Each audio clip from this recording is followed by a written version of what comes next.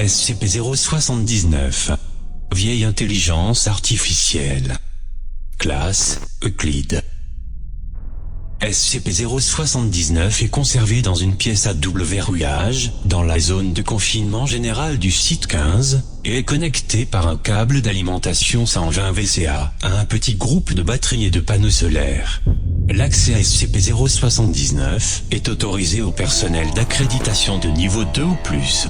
SCP-079 ne doit en aucun cas être connecté à une ligne téléphonique, un réseau quelconque, ou à une prise murale.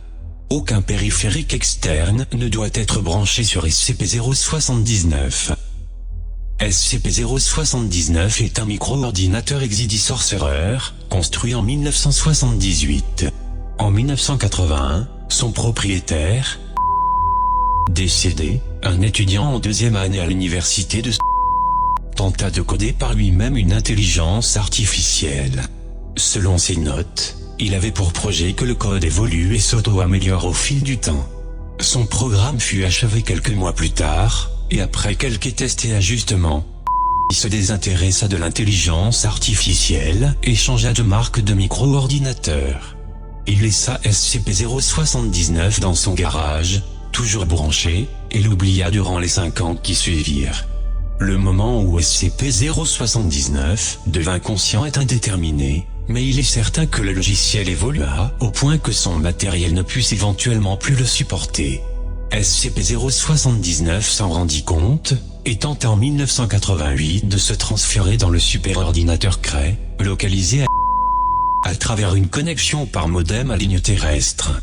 L'appareil a été coupé, son adresse retracée, et il fut remis à la Fondation. L'intelligence artificielle était entièrement stockée sur une cassette, usée, mais pleinement fonctionnelle. SCP-079 est connecté via un câble RF à un écran de télévision en noir et blanc. L'entité a passé le test de Turing avec succès, et n'est pas réticente à communiquer, bien que cela soit sur un ton haineux et grossier. Du fait de sa mémoire limitée, SCP-079 ne peut se rappeler que des informations des dernières 24 heures, voire addendum ci-dessous. Cependant, il n'a pas oublié son désir de s'échapper.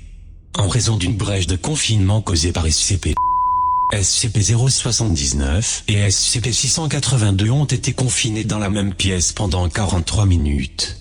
Les observateurs ont remarqué que SCP-682 était capable d'écrire au clavier et de communiquer avec SCP-079, leurs échanges incluant notamment des histoires personnelles.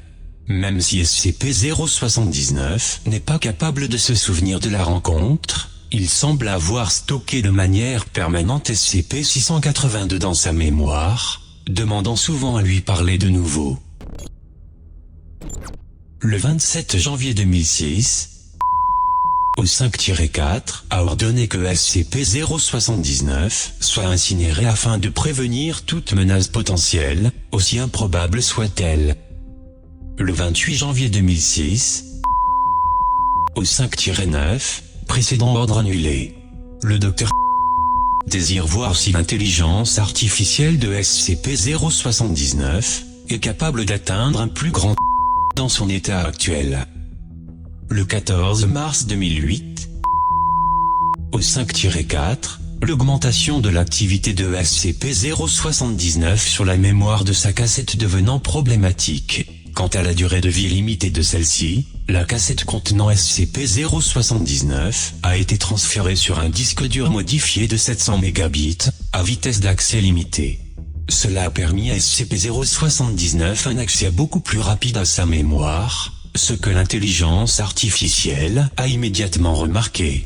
Il a également été décidé par le général que la capacité du stockage volatile utilisé par SCP-079, à l'origine de 660 kilo-octets, devait être améliorée jusqu'à 768 kilo-octets. Cette modification a augmenté sa période de mémoire effective de 24 heures à 29 heures, bien que le ton de SCP-079 soit également devenu plus agressif. Tout le matériel et les logiciels utilisés lors de cette procédure ont été ultérieurement incinérés. Le 28 avril 2008, au 5-4, les capacités mémorielles de SCP-079 ont augmenté, passant de 29 heures à environ 35 heures. La théorie admise est que l'intelligence artificielle a conçu un algorithme de compression grandement amélioré pour stocker les informations. Cela semble avoir légèrement impacté sa vitesse d'accès à sa mémoire, bien qu'elle soit toujours bien plus élevée qu'avec sa vieille cassette. Cette amélioration spontanée met en évidence la possibilité que l'intelligence de SCP-079 ainsi que sa capacité à s'adapter et à répondre aux menaces puisse atteindre la singularité. Les capacités de SCP-079 doivent être étroitement surveillées afin de s'assurer que le confinement peut être maintenu.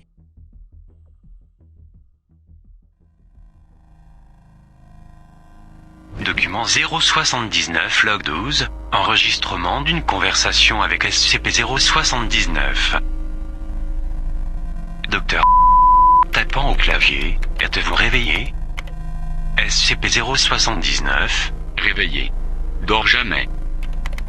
vous vous rappelez m'avoir parlé il y a quelques heures à propos des casse-têtes logiques?